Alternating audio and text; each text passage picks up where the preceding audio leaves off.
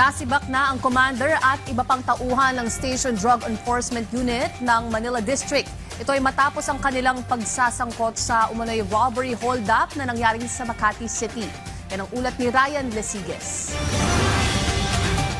Nanganganib na tuluyang masibak sa serbisyo ang 6 na pulis mula sa Drug Enforcement Unit ng Manila Police District. Ito ay kasunod ng umano'y robbery hold-up na kinasangkutan ng mga ito sa Makati City. Ayon kay NCRPO Chief Police Major General Anthony Abirin, sibak din ang commander at iba pang tauhan ng SDEU. Dawit ang isang police staff sergeant at 5 patrolman na pawang nakatalaga sa Malate Police Station 9 ng MPD. Ang nasabi mga pulis ay inaresto ng Makati Police sa isang hot pursuit operation matapos makatanggap ng sumbong na sangkot umano ang mga ito sa holdapan. Lumalabas sa inisyal na investigasyon na galing Malate, Maynila ang mga biktima at patungo sa Makati ng armadong lalaki. Tinutukan umano sila ng baril, pinadapa, tinalian ang mga kamay at kinuha ang kanilang mga personal na gamit bago tumakas sakay ng mga motorsiklo. Gate ni Abirin, maraming irregularidad sa ikinasang operasyon ng mga pulis Maynila. Tumawid aniya sila sa lugar na hindi naman nasa ilalim ng kanilang jurisdiction.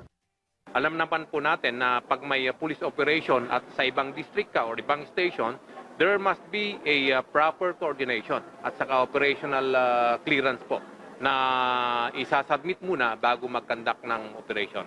Dito po sa pangyayaring ito, wala po lahat yon. Wala po silang coordination, wala po silang operational clearance para mag-operate po sa Southern Police District. Tiniyak naman ng NCRPO na magiging patas ang investigasyon at titiyakin nilang mapapanagot ang lahat ng mga nagkasalang pulis mula sa kanilang hanay.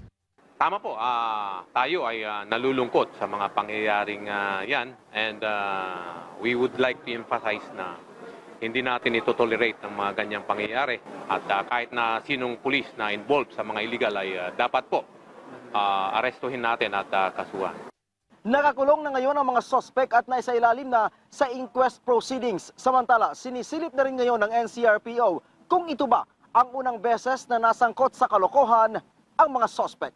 Mula dito sa Campo Crame, Ryan Lesiges para sa Pambansang TV sa Bagong Pilipinas.